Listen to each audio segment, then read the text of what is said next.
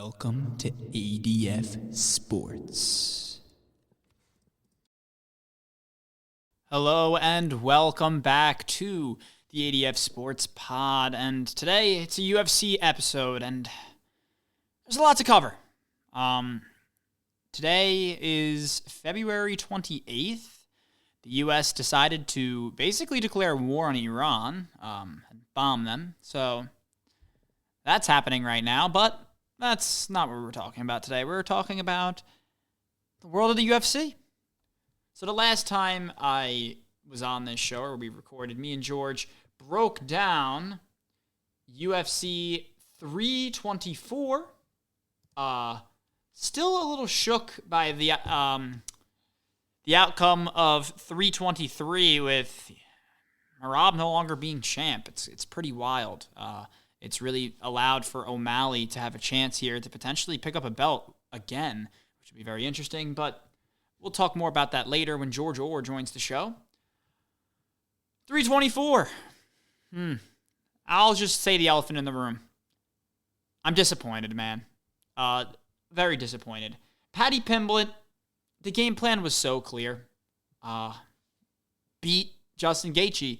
Use your world-class talent of being a multifaceted fighter and overwhelm Gaethje with your skill set. And he did not do that. He fell into the Justin Gaethje trap of fighting this war. You don't want to get into a slugfest with Justin Gaethje. You have just allowed Ilia Topuria to basically beat the brakes off this man. But it's looking like Topuria might not even fight him, because Topuria is looking for a legacy fight, and I'm wondering if they're going to put him on the White House card, but we're going to get into breaking down the White House card in a little bit too. Maybe I'll make that a separate show. Other notable things, not much. Waldo, we guessed right. We said that either Waldo or Derek Lewis was going to have their ass on the floor. It was Derek Lewis. I'm not surprised. Gene Silva, huge get-back win against Arnold Allen. He needed that desperately. He had a decent showing, but Gene Silva has definitely fallen out of favor for me personally. I don't think he's as impressive as I previously thought he was. And now, Sean O, he got it done. He beat Song Yadong in a very, very good showing. I'm excited to see what Sean O'Malley has next up his sleeve. Off to 235. I wish I got to preview this show here, or this card, because this was a freaking amazing card. And speaking of amazing, Mauricio Ruffy, man, getting that knockout against Fiziev. Killian Silikid, talked about him a lot in our previous episode. That kid is a beast, man. He just knocks out everyone. And this time he got a sub, so he's showing, hey, I'm a finishing machine on the ground, on the feet. I can get it done. Benoit, I knew Benoit was going to beat the brakes off Hooker. George had a little bit of faith in Hooker because Hooker's a crazy man, but Hooker's just not a good fighter. You know, it's like fighting an insane asylum patient. Like, he's crazy, and if he hits you hard, maybe he can win, but he's just not a technical MMA fighter. Not at all, but a fan favorite. I still love him, but I am sad for Hooker because it really does seem like his career is starting to come completely to a close. I would not be surprised if a Dan Hooker retirement comes within the next 2 years. And finally, the Volkanovski decision. I'm going to break this down a little bit here because I don't think he won 5-0 like the judges had. One of the judges had it 4-1. I thought the consensus of this fight is that Diego looked worse. I don't necessarily agree with that. I think Diego came in with a better game plan, but Volk adapted. And this is the thing, is a lot of people are pinning in on Volk because they're like, this did nothing for his legacy. He already beat Diego Lopez. He just beat him again. This was silly. I actually think this was impressive for Volk. Volk to come out, and even though Diego changed up the game plan a little bit, I wish he changed it a little bit more radically, I'll admit. He could have done more. It's not like Diego had this foolproof night. He definitely made some mistakes, but he rocked Volk again. He didn't get that knockdown, but I actually thought Volk was in bigger danger in this fight than he was in the previous fight. And apologies, by the way, I was mixed up. 2 of the judges had the fight 49-46, and 1 had 50-45, which I'm guessing it's that Australian bias. But the most decisive win was Diego's round 2 win. I don't think with that knockdown, which they didn't count the knockdown, they counted it as like a trip type of takedown thing, but I do think that was a knockdown, a pseudo knockdown as I'll call it. I think that was the only decisively won round, was Diego round 3. But obviously I don't think it's a debate that Volk won. It's more that I think the most decisive round was won by Diego in round 3. I think Diego won round 2 closely. I think Volk won round 1 closely. So right now I have it Volk close round, Diego close round, Diego decisive round. So I had Diego up 2-1 after round 3, and then I had Volk winning 4, Volk winning 5 decisively. 4 was a little bit of a coin toss. I think 4 was probably the closest round in the whole fight. And in theory, I guess if you gave it to Diego, although I do not think Diego won that round, then there is the argument, but I don't think it's an argument. I do think Volk definitely won rounds 1, 4, and 5, with Diego getting that little middle sandwich. I can't believe the scorecard did not count that knockdown, but maybe, I don't know, maybe I'm watching with a little bit of bias. So I don't think that fight was nearly as one-sided as it seems the media does, as it seems post-game does. I think there's just a lot of respect for Volk around this league. It was in Australia, and I think the UFC media maybe wanted Diego to knock him out. I think they really want him to be the champion, and they're disappointed in him. But props to Volk. He was able to navigate a dangerous environment. And then quickly, Batista, Oliveira. This was just a fight night. Nothing much. Very disappointed in Vinicius, honestly. I thought he was going to pull it out. And besides that, not much to say. Almeida losing was kind of expected, honestly, for me. And yeah, honestly, another good fight night, though. And then, the more important fight night, I actually thought this was a banger. Strawn Strickland versus Fluffy. Fluffy freaking lost. I'm honestly a little shocked, and I just think maybe George kind of fed me the pill a little bit, which I've got on his case a little bit, because he was a big Fluffy guy. Fluffy's just not ready yet, and, you know, middleweight's kind of stuck in this cycle of who's going to get destroyed by Khamzat. Is it going to be DDP? Is it going to be Strickland? Or can Imavov get it done? I don't think Izzy even has a chance. I definitely do not think Fluffy has a chance. And, I mean, Brendan Allen's number 4, but he's kind of just number 4 by default because of how poor Anthony Hernandez did. And Caio, as much as I like him, I don't know if he's ready yet. And then you do have RDR, who's maybe there with his unorthodox fighting style, but I do think RDR is similar in a Fluffy scenario where he just doesn't have the experience. He was able to take down a faltering Whitaker, but I'm just not ready to crown RDR as this threat until he has that prove-it fight, and it really depends what matchup he's given to test that grappling, especially if you're going to beat a guy like Khamzat, who just, he's a bear, man. Every fighter that interviews him and talks about him, they just say that for some reason he feels so heavy. That's at least what Dreykus was saying. He just felt so heavy when grappling him, unlike anything he said he's ever wrestled before. So it really depends what the heck is even going to happen in middleweight. Hopefully maybe somebody can one-shot him or something. I just don't see how he loses, but I said this about Merab, and Peter Yan just could not be taken down. I will say that Khamzat's takedown offense is scarier than Merab's, so it might be even harder to beat this guy than Merab. That's very possible. And that's making me want to segue to the GOAT conversation. By that, I mean, I just talked about Volk. I just talked about Khamzat. And I got to talk about Ilia Topuria and Islam Makhachev. I mean,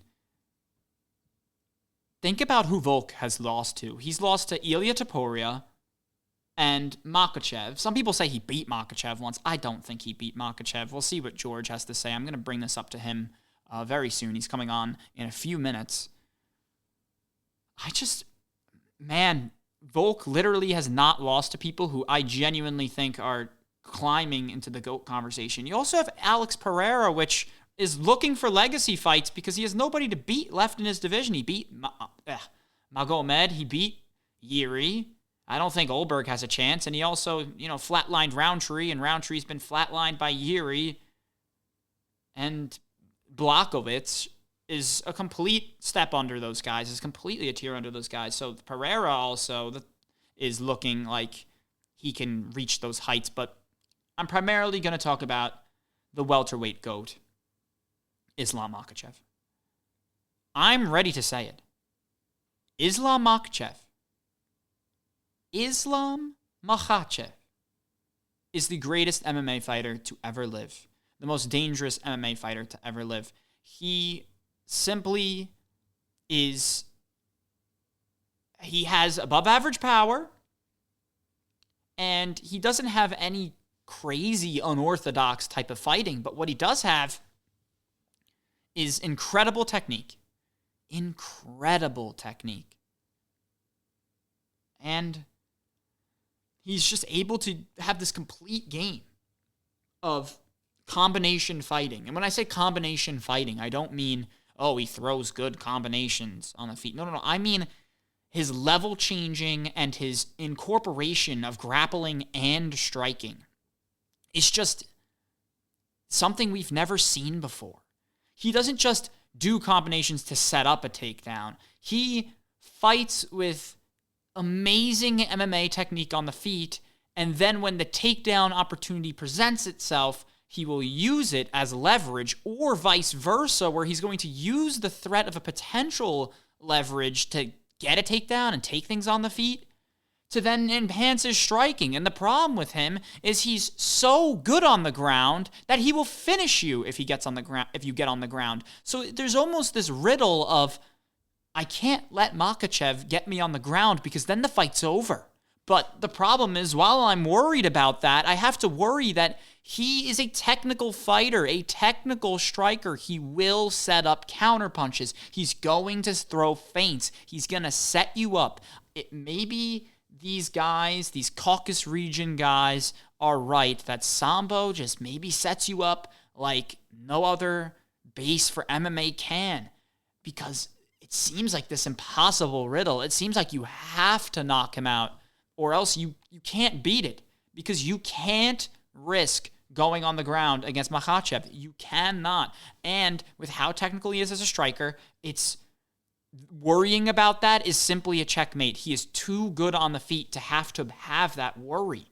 And it really seems like he actually might be unbeatable. This guy knocked out Volk, which is clearly not easy. So he has power. I don't think he has Ilia Topuria or Alex Pereira power. Ilia Topuria, for his weight, for a lightweight, might have the most power we've ever seen. And he's another guy who's a really good grappler, but he's not Makhachev level grappler.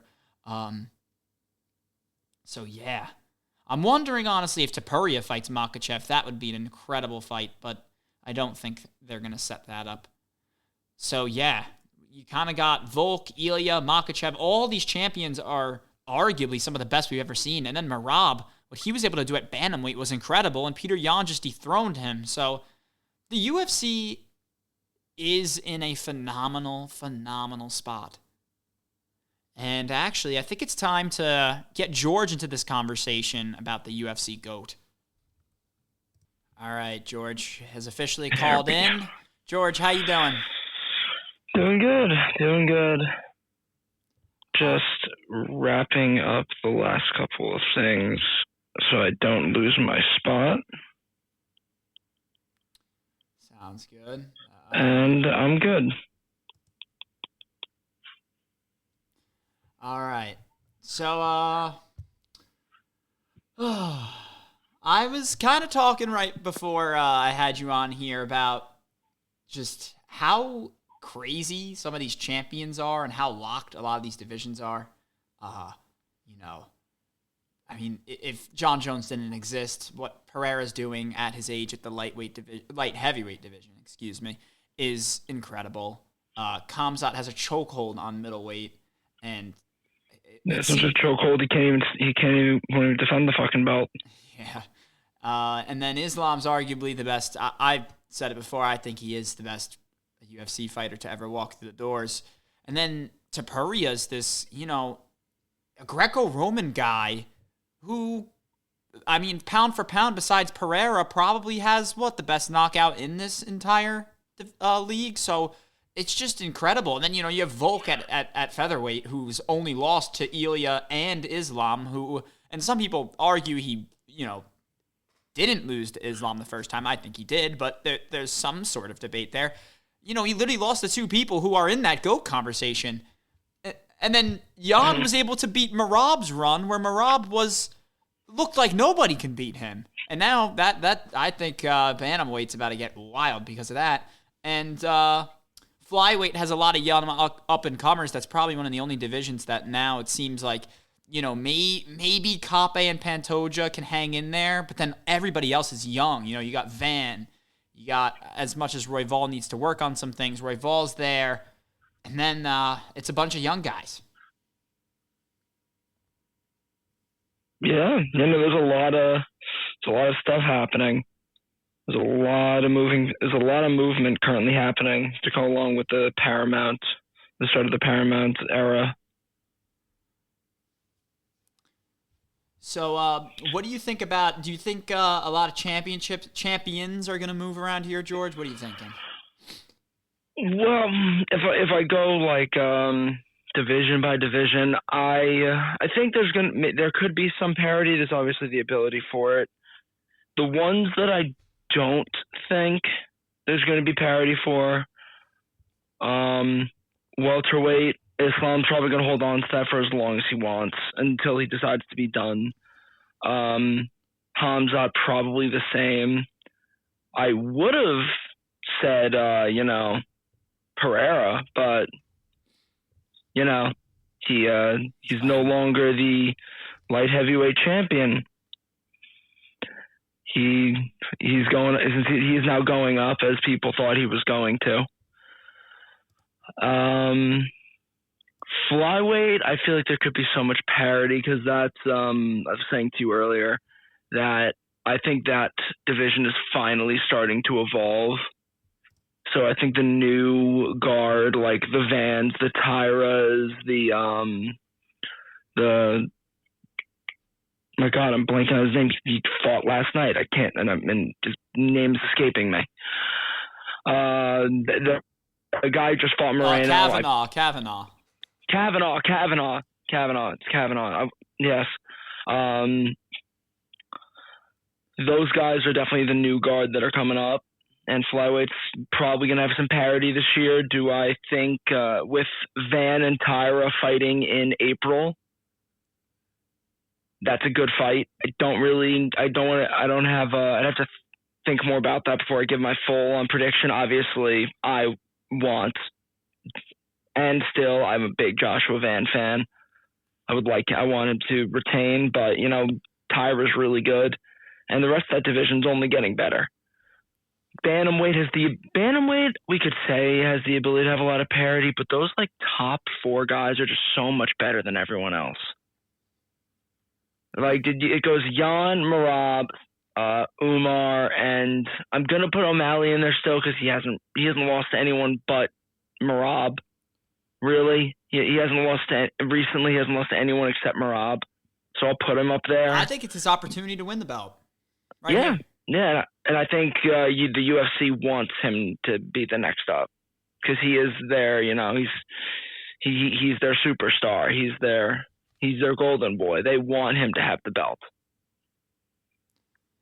Lightweight, as long as Ilya wants to be there, I don't see many people beating him. I thought Charles had the best chance, and he starched him in the first. I don't know. I really don't. I think obviously, there's the 1 in a million, you could land that shot, but a lot of the champs we have right now are just so dominant. Yeah, it seems like we're very much in the same boat about that. It's true. And then heavyweight obviously is now Heavyweight's a clusterfuck. Yeah, it's kind of just a wasteland. Because we don't know if Tom might have to retire. Yeah, he might have to be done. It really is a travesty, that whole situation. And the fact that some people, just because they don't like the guy, try to turn it into, attacking his character. It's just really honestly pathetic in some ways. It's just, dude, it's the John Jones dick riders. They're the most toxic fan base in the UFC. Because they don't want to admit that their GOAT ducks fights. He's been doing it his whole career, but they'll never admit it. They'll never. If it's brought up, they'll immediately go, "Oh, well, John Jones, he finished Cyril Gane, and what did Tom Aspinall do? He got his eyes gouged out.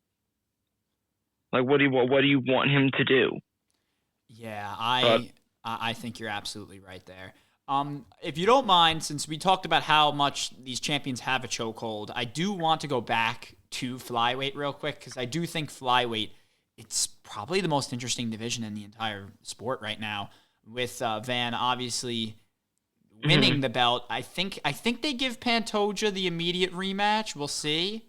We know it is confirmed he is fighting Tatsuro Taira in April. True. Because Pantoja is still very hurt. Yes. He's still recovering. Once he's fully recovered, they will give him, I'm sure they will give him that nod that, like, hey, what happened to you is horrible. We want you to have your shot back. He was the champ for so long.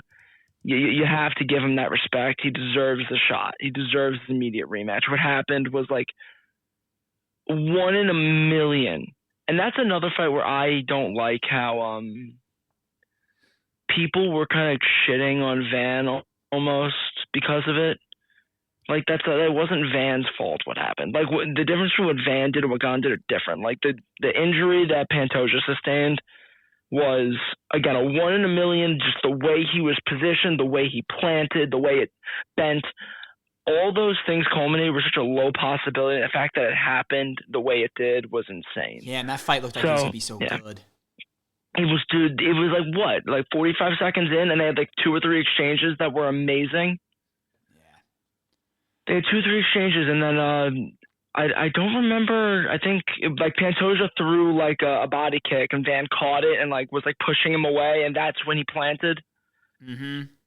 Yeah, but yeah, no, dude, it was so good. It was gearing up to such a good fight, and I'm hoping we can get that this year.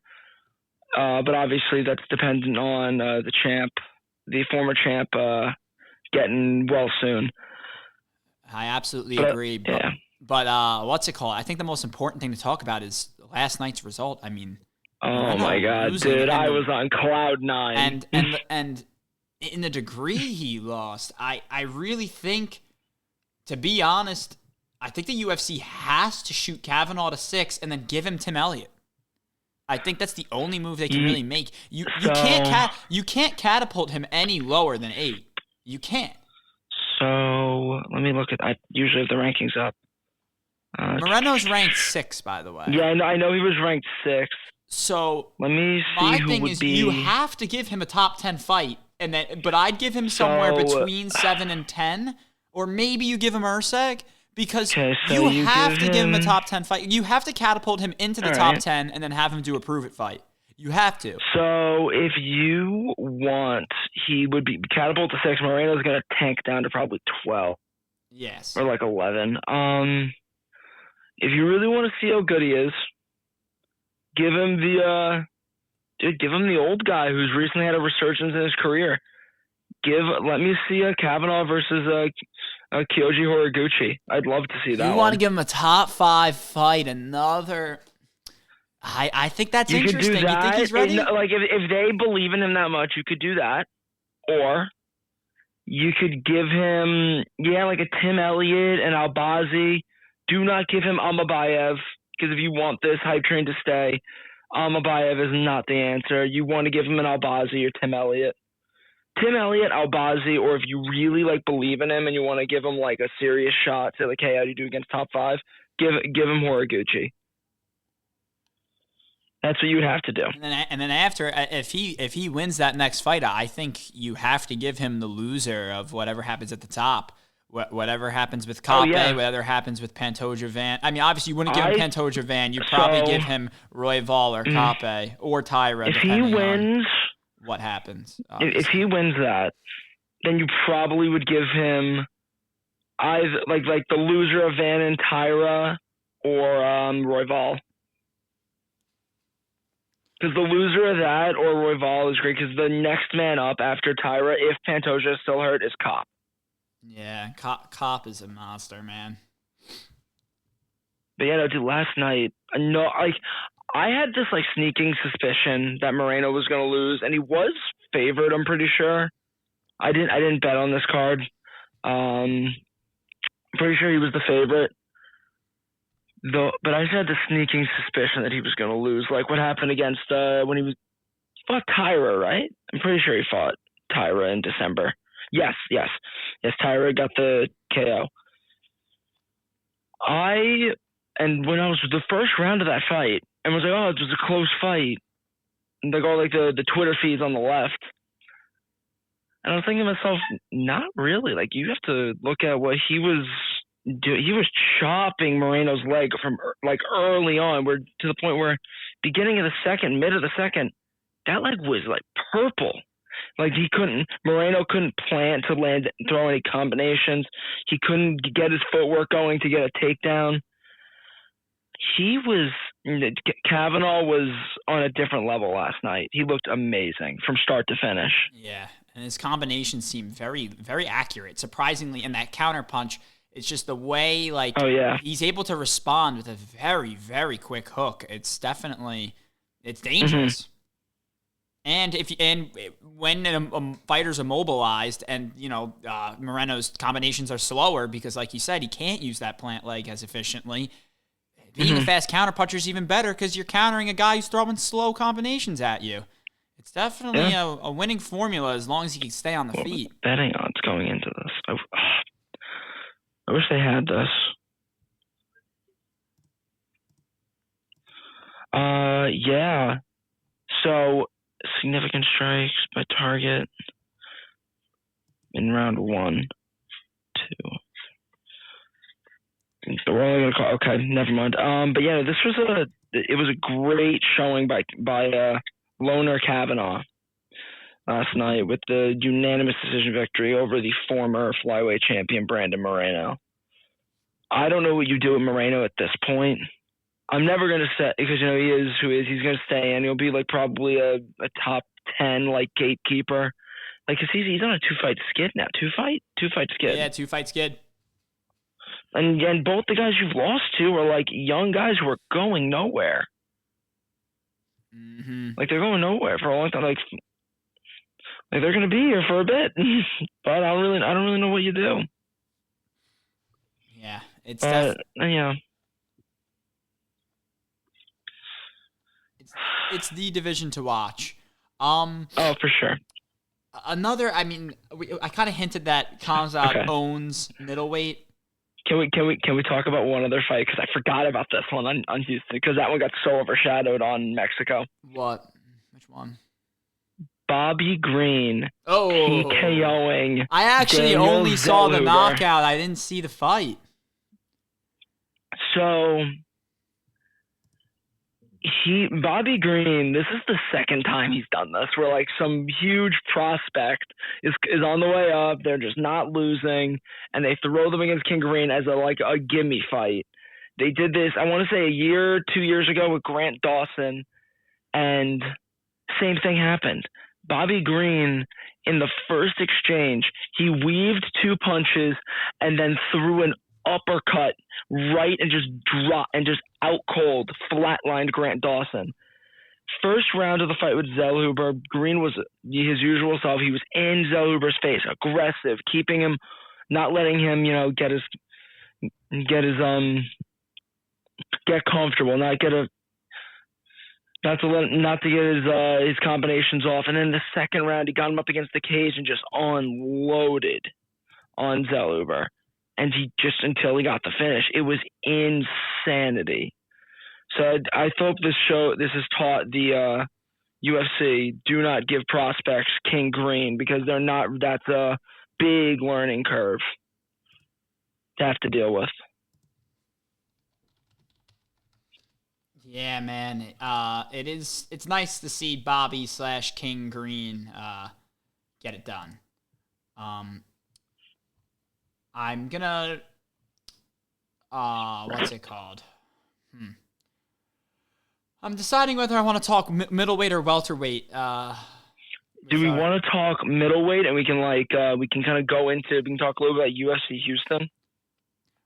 Yeah, I actually think that's the way to do it, because middleweight. The thing about middleweight that's very interesting right now is that Sean Strickland has only lost to Duplessis, and Sean Strickland just destroyed the Anthony Hernandez momentum. It's all gone. It's all gone. Izzy's kind of hanging there by a thread in the top 5 here. Izzy really needs this, like, a statement win, and I just don't think he needs to beat Joe. He's fighting Joe Pyfer. At the end of March. But that's a fight for Joe Pyfer. Joe Pyfer's the one who, if he beats Joe Pyfer, they move him up one spot? Like, no, that's the thing. Izzy needs this win desperately. Bad. Yes. But with Strickland, I've seen multiple videos on this. I've been trying to figure it out myself. What do you do with him? Because it's such a specific, it's such a unique scenario, which is perfect. The fact that it's Strickland that's in this spot. His only losses are to Duplessis, like recently. Yeah. Obviously, he has lost to Pereira from, I want to say that was 2-3 years ago. But he only lost to Duplessis. He has a unanimous decision win over Imavov. And I don't know if you know this about the Imavov fight. He took that on, I want to say 4 days notice, and unanimous decisioned him. Knocked out, what's that guy's name? Abus Magomedov. He has now a win over Fluffy. A TKO over Fluffy. Yeah, that was his first finish in a few years, too. He hadn't had I'm pretty sure. Abus. I could check. I'm 90% sure he has a win over Brendan Allen from a while back. He does. He knocked him out in 6 years ago now. How long ago was that? Let me check. In 2020. I'm looking at it right now. Yeah, he has a win over. He has a win over Fluffy. He has a win over Izzy. He has a win over Imavov. Wow, maybe you have him fight Imavov again. You beat Brendan Allen back in 2020. Maybe you have him fight Imavov again. Because you could. Because he lost to Jared Cannonier, and then it seems like after the Cannonier fight, he really got his stuff together. So maybe he took. He fought Cannonier December 17th. Lost a split decision. I personally thought it was a robbery. I thought it was easily Sean. But and then less than a month later, 4 days notice, fights Imavov, wins unanimous decision. Then goes and fights Abus Magomedov, knocks him out, beats Izzy for the title, loses a decision. Close decision. I'm not going to say that was ever a robbery, even though I'm strict. I will never say. At the time, I used to say it was a robbery. It wasn't. It was just a split decision that honestly could have gone either way. He has a win over Costa, and he just beat Fluffy. The only thing I could say that you do with Strickland, if Khamzat is going to be out for another 6-8 months, which it seems like he might be, because apparently he's still injured from something. I don't know what.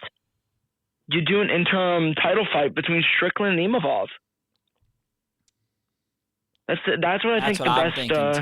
That's what I think you have to do. And I need this. I need Strickland to beat Imavov again, because Imavov's been trying to discredit that win. Where he was like, I accepted the main event on 3 weeks' notice. Strickland did it on 4 days. I don't really know what you want me to say to that. I don't know about you. I am not a Nasruddin Imavov fan. I don't think he's that entertaining.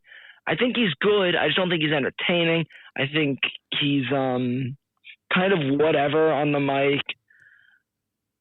I don't know. I think he's been given the perfect like setup like for the wins that he's been getting. Kaio, they pushed him too early. Izzy, knockout. Like, what are you gonna do? They gave him Izzy coming off a washed up Izzy. Rushed Kaio. He did beat Brendan Allen. And then the fluky ass win over Cannonier. Those are his last 4 fights. So I'm a little, I don't really, and I get it. He is technically the next guy up. But I think you got to do Strickland and Imavov. Yeah, and then winner takes the title. This is what I was saying to you when they announced when Hamza, with the second Hamza became champion. I told you this was going to happen. This is the shit that happens to him. This is why the UFC is I don't know what they were thinking giving him a title shot. Like, I get it. He won it. He dominated. But you need to think of it as a business. If you want this belt, you just came off a long reign where this belt was consistently being defended. Strickland, even though he had it for a very short time, he defended it. He had relatively quick turnarounds. DDP had pretty quick turnarounds. Izzy was super active. And now we have Hamza. So you have officially stonewalled middleweight after a long time of this division not being a problem. You have made it a problem. Yeah. I don't know. That's definitely regulatory talk, which we'll have more of that when the UFC news shrinks a little bit. Right now, I just feel like there's so much happening that we have to cover. Yeah. And speaking of, this is actually another similar situation, a little different because it seems like this Ilya Makhachev thing is going to be cooked up, which we'll talk about in a moment. But first, let's talk about the newest news in welterweight, where they're going to let Prates take the contender of JDM. I can't believe the first thing is this really feels like it's almost like the same thing with Strickland, where it was like, what do you do with Prates because he lost to Gary? And I'm shocked that they're not doing Gary JDM. I really thought Gary JDM was the obvious fight to do while Makhachev does his legacy fight. So what do you think about this whole thing? So this is telling me one thing. If Prates is the one fighting JDM, Islam's next fight is against Ian. Right? Ian's fighting Islam. Because it's a good problem to have for welterweight, but it is a problem. Of their top 5 contenders, 3 of them are like the young, hungry guys. You don't want to put them against each other because you want, we need to put them against I think they'll do Ian, Islam, Prates fighting JDM. I'm waiting for the Bilal Michael Morales announcement. And then you got the top 5 are good. And then you could do 6 versus 7 where it's Sean Brady versus Kamaru Usman. There you go. Like the top 7 are all booked, including the champ. I think that's everything that they want to do. But then you go with Prates versus JDM. Dude, I love Carlos. I love Carlos. I want him to win more than anything. This is going to be so tough. Yeah. This is going to be such a tough task. I don't know, dude. I don't know. This is scary. As a Prates fan, this is scary. It's a very, very interesting situation to be put in as Prates.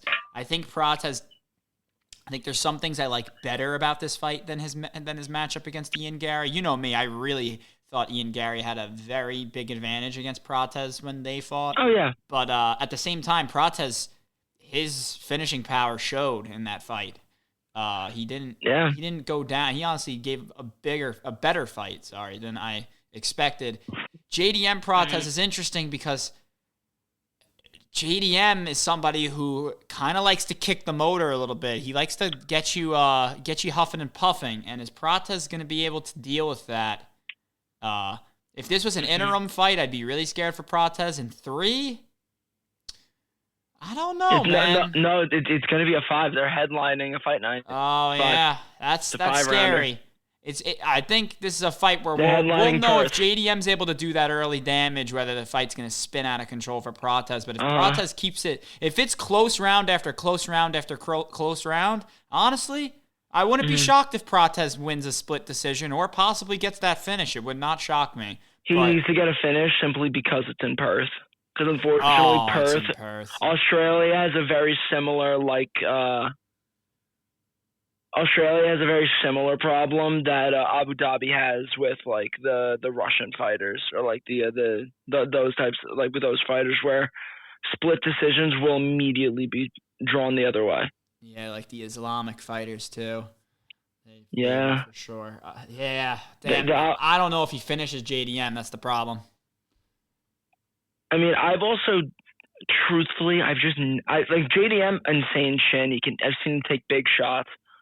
I don't know if I've ever seen a welterweight that hits as hard as Carlos Prates. You're not wrong. Mm-hmm. But this is a really fun fight. I'm very excited for this fight, but scary because I love Carlos as much as I do. I am going to always ride with Carlos, so I'm going to say Prates. I think Prates can get a decision or maybe even a finish. But, dude, it's going to be scary. There's one other thing that was announced this week that we should totally talk about because I am excited. The floor is yours. That Alex Poatan Pereira vacates his light heavyweight title, and we are now getting in April the main event of UFC Miami, Yuri Prochazka versus Carlos Ulberg for the vacant title. It is going to be the main event alongside Josh Van and Tatsuro Taira. That fight is going to be so awesome. I think Yuri's finally going to get his belt back, and I don't know and he's going to hold on, and he is going to hold on to that belt for a while. I don't know if Ulberg's ready for Yuri. No one's ready for Yuri. The only person who knows how to beat Yuri is Alex. Yeah. Dude, it's gonna be I'm so excited for it. You have no idea. Yuri deserves the belt too. Oh yeah, for sure. He is the best way. If you were to compare Yuri to anyone else in the UFC, it's DDP. They fight like no one else. On paper, they should lose to almost everybody. But they just find a way to win consistently. Like the Roundtree fight with Yuri, he was getting murdered for 2 rounds, and in the 3rd round, Yuri just came back and just put it on him and finished him. Same thing happened with the Alexander Rakic fight. Round 1, Yuri was getting dominated. And in the 2nd round, he with his weird ass overhand clipped Rakic on the chin and then finished him on the ground. Yeah, he's. You can't really prepare for Yuri because no one fights like Yuri. So I'm excited for Yuri. He deserves it. He's been putting in his time. He is finally getting his belt. I'm so happy for him. With that being said, with that happening, what's the future for Alex Poatan Pereira? There are 2 options. What do you think he's going to do? I think there are 2 potential opponents that he will be facing. I actually want him to cut weight and fight Khamzat. No, he's going up. He said flat out going up. That's the issue. I know that's not going to happen. I just think there's nobody interesting to fight in heavyweight. There's nobody interesting. There's one. Don't say Cyril Gahn. That's not what I'm talking about. The people want him to fight. Who do people want him to fight? People want Poatan versus John Jones. The world wants Poatan versus John Jones. I heard that. I don't know how legitimate that is, though. The two outcomes is going to be either Poatan versus Cyril Gane, which is like probably going to be for the interim heavyweight title, or Alex might just be fighting for legacy at this point. And he's like, I want to be the man who beats John Jones. And the only person in the UFC who I think can beat John Jones, who's not named Tom because, Tom's hurt, is Alex. Alex is the only one that I think has the ability to beat John. I wonder if John takes that I'm fight. hoping they do. Yeah. John will take. That is John has been saying that's the only fight he'll take. That's the only fight that interests him, is him versus Alex. He's saying it for years, like when the whole Aspinall and him thing was going on. The whole thing was just, I would love to fight Poatan. I'd love to fight Pereira. But while he was ducking the Aspinall questions, but I really hope that's what I hope that's what they're trying to do, and that's why the UFC White House card hasn't been announced. Yeah, do not make it for the vacant. Do not make it for an interim title. We are not doing Jones Pereira. Jones is not fighting for a belt. We're not doing that. I'm not giving him a chance to fight for a belt. We're not going through that again. I'm not doing it. Give him Pereira and Jones. Just make it a 5-rounder. It's like a legacy fight. If you want to make it a BMF, if you want to do a heavyweight BMF, go for it. Do it. But I don't want John being involved in a title fight right now. After what he pulled for 3 years? No. Yeah, I don't think the UFC. I think the data is done with him too. Mm-hmm. All right. Another fight though that was announced for Miami. It is also a heavyweight fight. Is Josh Hokett versus Curtis Blades. Unranked Josh Hokett fighting number 4 Curtis Blades. That's interesting. This is just this is like, I'm excited for it because I liked Josh Hokett when he wrestled for Fresno State. He was the same type of character that he is in the ring. He was the exact same guy. He's awesome. I think this is it's not a bad idea because Josh Hokett can wrestle. And that is the thing that they have to worry about with Curtis Blades. Hokett was an All-American at 190 for Fresno State. And I think he was an All-American at heavyweight. I don't remember. I know at 190 he was. I love Josh Hokett. He's funny. You've seen him. He does the Chael Sonnen promos. Okay. Yes. You know the guy that wears the American flag like do-rag? That's Josh Hokett. Yes. I have to watch him as a fighter. The thing that I'm immediately thinking in my head right now is I think winner of that fight should just get Waldo. I think Waldo should fight Sergey. You think he's ready for Pavlovich? You think they're going to give him experience? I think you give him Sergey because Volkov is next. He has been fucked over so many times. Volkov is next. After whatever happens with if you want to do Pereira Gane, the winner of that is fighting Alexander Volkov. Volkov has been sitting on his hands. He has been a company man. He got fucking robbed by Gane. Then he had to be in a snooze fest again that was fought by Jailton Almeida. Hold on. Heavyweight is finally starting to move. And I hope with the new guys coming in, like Hokett's coming up, hope this year the most anticipated prospect coming in, Gable Steveson. I hope this can be the beginning of this division recovering. What you think? I agree. I mean, this is a rematch fight for Waldo. Sergey, it seems like he either absolutely flatlines you or, gets destroyed by Tom Or Aspinall. you make it to the back half of the second round and he's exhausted. Yeah, which is what happened against Volkov, if I remember correctly. Yep. Yeah, Volkov happened with Rosenstrike. But it's just, I gotta see it move. They gotta have these fights happen. I don't like. It's been in a weird spot because right when Aspinall is ready to be active, his freaking eye gets poked. It's just such a mess, man. It was really the worst thing that could have happened to this division. Mm-hmm. All right, so it seems like we covered most of the news, the big upcoming fights. I'm surprised how quiet they're being about this White House card. I think we're supposed to get news this week.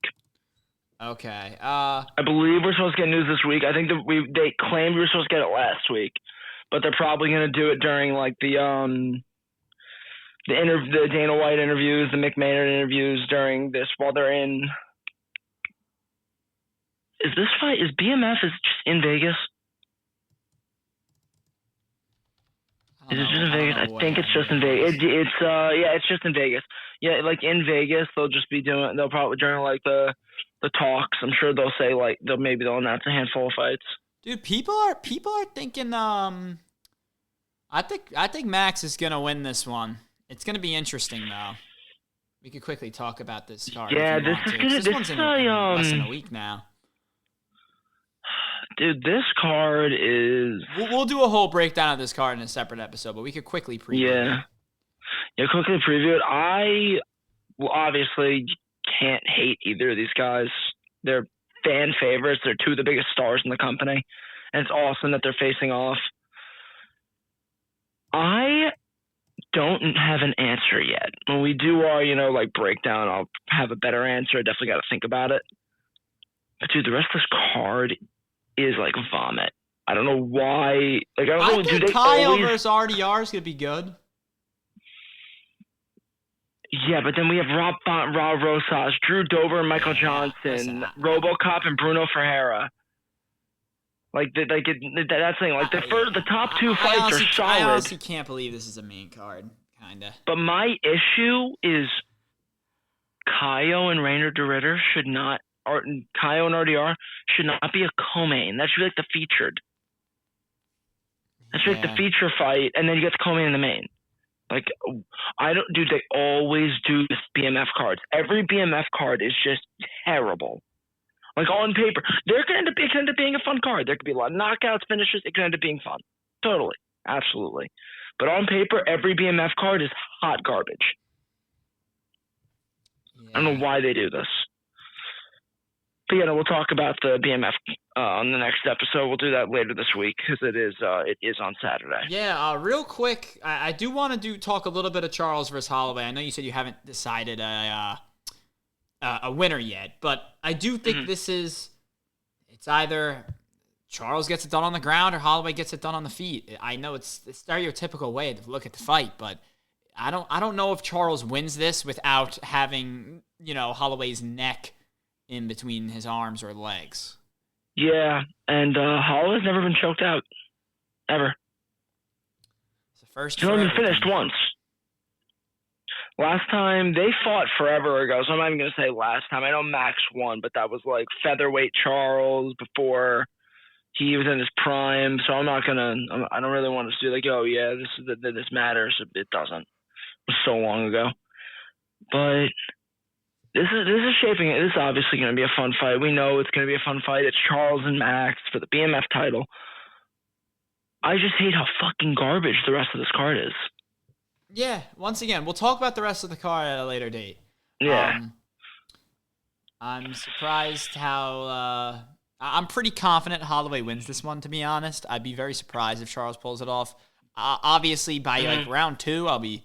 My mind can change because... It's eventually going to become... Charles is going to become desperate to get Holloway on the ground. And Holloway's been here for too long to let a desperate ground game plan beat him. Or at least I hope he is. But we'll see. Yeah. So I'm very excited. Maybe my opinion will change by the time we really break down this card. The last few things I wanted to talk about is... I feel like this UFC pound for pound ranking right now is pretty decent, actually. A lot of people talk shit about the pound for pound ranking. I don't think... I guess you could put Holloway over Van, even though I actually think Van and Holloway fight very similarly. Bleh. But I think Makhachev's the rightful one. Khamzat Chimaev has no business being number 3. I disagree. I simply disagree. He's fought once. He defended a belt once. I mean, he's in middleweight. Is so good, he though. Shouldn't be over Volk. If Volk's in his prime, I agree. But also, Volk Volk's just at dominated 4. Diego twice. Yeah, but Volk's at 4. The only losses he has are to Islam and Ilya. Not, like, I just don't think Diego Lopez is at the level of Sean Strickland, Ivavov, or Dricus du Plessis yet. And if he was, I think he beats a Volkanovski, to be completely honest. I think Khamzat is too high. I think Pereira has done more to be higher. I think Volk has done more to be higher. I'd be okay with Pereira at 3, and then Khamzat. Khamzat would have to be 5. This is the thing, though. Like, this is what I mean. Like, we're moving around 3 to 5. Beyond that, it's pretty decent. I actually think Pantoja's a little underrated. I'd probably shoot up Pantoja. Pantoja could be over Tom. That's kind of it. It's kind of it. Like, you could put Pantoja on top over Aspinall. I think you could put him over Jan and Merab, to be honest. I'm very much... My script has very much flipped on Pantoja's capability. I could hear that. I've really... I'm starting to drink the Pantoja Kool-Aid. I don't know why. I just recently, especially with that Van Pantoja fight, got to see a lot of Pantoja. I just didn't realize... that beating him is a very tall task, and that's why I'm very excited to see, like, how good can Van be? I know Van's sitting at 11 now. That's why I'm saying raise him up, man, because I'm so bullish on Pantoja that Van impressed me with the 40 seconds of the fight I got. And I know that's kind of like the Cyril Gane cope, but my only that's my only issue with the pound for pound. I think it's pretty solid. Khamzat should be down 2. Because the fact that he's over 2 people that Volk, who I have in top 5 all time, and then Pereira, who is the second he wins, when he wins heavyweight gold, I might put him at 2. You're talking Poatan, right? Yeah. Poatan wins heavyweight gold. I might have to put him at second greatest all time under Islam. I mean, listen, if he beats John Jones. Oh, you're talking. Yeah, I think it's definitely. I personally already have Islam as my MMA GOAT. Me too. He's the greatest fighter I've ever seen. Which that's actually what I also want to talk about, this GOAT conversation. Yeah, I don't really know if it's a debate anymore. I think Ilya is somebody who could sneak into this top 5 as well. What Ilya's been putting down is really impressive to me. His quality is great. Of course, finishing everybody. Never taking that away from him.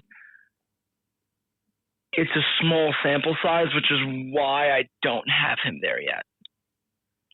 I know, but that's just not really his fault, to be honest.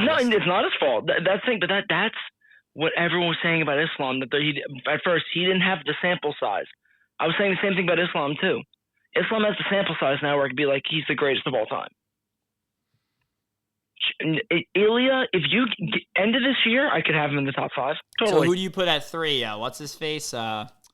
GSP or are you slipping Mighty Mouse there? What are you thinking? In my opinion, for the GOAT list, I think you have to have 2 separate lists.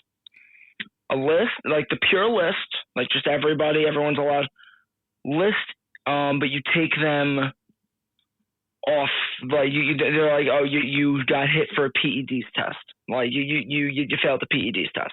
I think if you fail a PEDs test, that is such a stain on your record. For me, that is such a problem, and the fact that and that's why Jones isn't up there. And the more I think about it, I have to be consistent. Silva can't be either. Silva can't be high either. Yeah, I don't care. I care less about the PEDs than you do. So my top 5 now would then be. And this is taking the PEDs into account, correct? Yes. And I'll just do like straight up like because again I think PEDs do impact. Jones is still in the top 5. He's just I don't know if he would be 3. He might be 5. Islam 1. Right now GSP is still 2. GSP is still 2 because again I need Alex to win. I need Pereira to win the heavyweight title for me to put him at 2. 3, Mighty Mouse, most consecutive title fights ever. Dominated flyweight forever. The reason they almost cut the division was because he was beating the shit out of everybody. And everyone was saying, oh, he was fighting cans. Kyoji Horiguchi came back, and he is top 5 again. He's on a 2-fight winning streak. So clearly they aren't, not cans. 4, 4 Jones, 5 Volk. 4 Jones, 5 Volk. That's I'll give where way more respect to Jones. I'm putting Jones at 2 because I just think the consistent body of work speaks for itself for Jones. But obviously, you can consider his recent antics as a stain. I get where he's coming from, honestly, with why he doesn't want to fight Aspinall. I don't agree with it, but I get where he's coming from. So I'd personally do Makhachev 1, Jones 2, GSP 3, Mighty Mouse 4, and then it's between a plethora of fighters. I think I gotta put Volk there. But I do believe that spot is in danger to a field of people, honestly, which would include maybe if Khamzat holds on to this belt for as long as I think he does, you have to consider him. I think middleweight is the most dangerous division in the entire UFC, and having a chokehold over that division is just impressive. So with Khamzat, I can't say for how long he has the belt. I have to say for how many times. Yeah, how many? That's what I mean by how long. Yeah, that's what I mean. Yeah, like how defenses are gonna matter so much more for Khamzat just because he has this ridiculous injury history. But yeah, of course, end of his career, if it's like all said and done, he doesn't lose. He stays dominant. He retires with that belt. Yeah, I'll have him there. I don't think I will ever put him above Islam though. I think Islam's the greatest fighter never. I've ever seen. I mean, unless they fight and he beats him or something crazy. Ilya is definitely one of the people who I think is going to end up contesting with Volk, especially since he beat Volk. DC's up there still. Yeah, but I think I'm putting Volk over DC though, to be honest. Yeah. And then DC's honestly, up there, you want me to be really honest with you, man? Whoever ends up being the king of this bantamweight gauntlet that's happening right now in this era is also going to be in consideration. I don't care if the record looks a little sloppy because they're beating each other. Like, if Jan ends up, holding on to the belt and wins 4 in a row, then Jan has to be considered, genuinely. Or if Sean O'Malley takes it from Jan and takes that belt and just runs off with it, Sean should be in that. If somebody is able to reach a new height in this bantamweight division right now, because I really think bantamweight right now is just at this, bantamweight and middleweight really are at this spot where the top is so good. I do think there's multiple championship caliber fighters in both of these divisions that are just sitting in the top 4 or 5. Even Umar's a guy who I think he has the potential to win a belt. Merab has held the belt for the longest we've seen. Sean O'Malley's also been a champion. I even think Corey Sandhagen has it in him. If he was younger, he would be way more deadly. Yeah. So I really do think that although these guys have all beaten each other now, kinda, and their records might look ugly, which when people are going to use against them in a GOAT conversation type thing, holding on to this bantamweight division right now is going to decide who's the bantamweight GOAT. Yeah. Right now, right here, right now, resume-wise, it's Merab. Agreed. Mm-hmm. And if Merab's able to come back and then retake that title reign again, maybe say, you know, obviously he's going to need to hold on to it, like how Volk is going to need to, you know, ride into the sunset soon. But Volk can retire tomorrow and he's in the top 5, unlike these other guys. So it's going to be very interesting. I think we are seeing, like, this generation of UFC, as bad as the promotions are, and, like, we have some dogs now. Yeah. Because now we're at this point where there are guys that, like, because when we were growing up, people were growing up, they grew up wrestling, they grew up doing jiu-jitsu, they grew up boxing. There are kids that grow up just doing MMA. Straight up training MMA. And that's what's been changing a lot.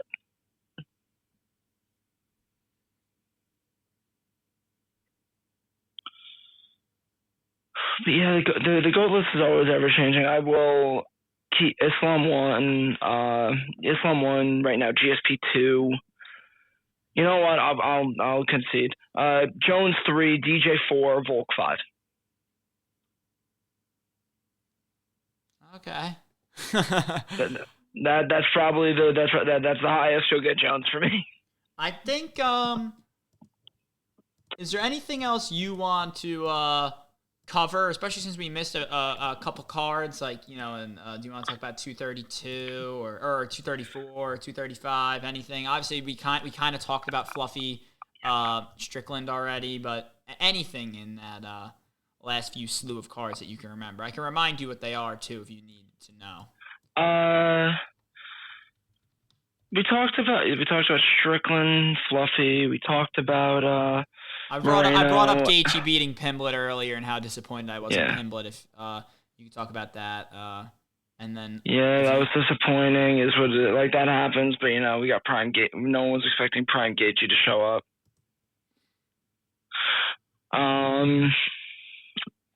Batista versus Vinicius Oliveira. I know that was a freaking fight night. I don't know if I watched that. I know Mario I think Batista got the finish in like round 2. Yeah, he did. That was just accelerating a prospect too fast. But whatever. It was a shit card other than that. No, I'm good. We talked about pretty much everything else. It sucked Diego had to lose. You know, again we talked enough about that because we basically said I don't know if he's fully ready yet. I think some of his fight IQ stuff definitely needs some work, but other than that, once he gets that fixed up, I don't think there's really anyone in this division that can beat him. I agree. And then O'Malley obviously getting that huge win on Song Yadong. Oh yeah. O'Malley getting the win, that was awesome. Yeah, well, we're gonna do. Yeah, what's up? Yeah, I got nothing else. What's up? Yeah. So we're going to do probably one more pod this week to preview the card in its totality whenever we have the time to do that. Could come out at any time. And then also, if they drop the nuclear bomb on this White House card, we'll talk about that too. Probably do like an impromptu, like a little 30, 45-minute one just talking about it. Yeah, not much to talk about, so I agree. Yeah. All right, well, thanks for joining us on this app. We'll see you later this week for, honestly, I'm going to call it UFC 326 Fight Night Edition, BMF Fight Night, because this is not a main card. But yeah, see you guys later.